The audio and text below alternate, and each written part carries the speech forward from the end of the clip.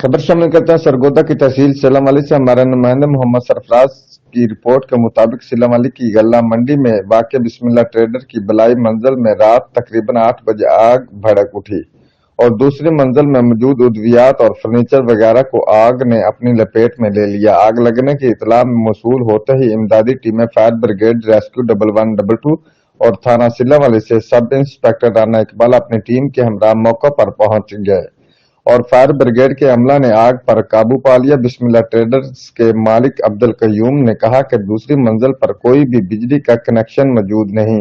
आग किस तरह लगी इसका अंदाजा लगाना मुश्किल है और कितना नुकसान हुआ है इसका भी अंदाजा लगाना मुश्किल है, जबकि दूसरी मंजिल पर तकरीबन 8 लाख की उद्वियात और फर्नीचर मौजूद था।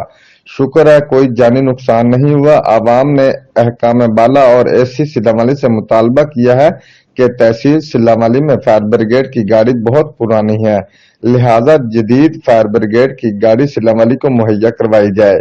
कैमरामैन टीम के साथ रिपोर्ट मोहम्मद सरफराज सदर, जियो एक्सप्रेस न्यूज, सिलावाली, सरगोदा।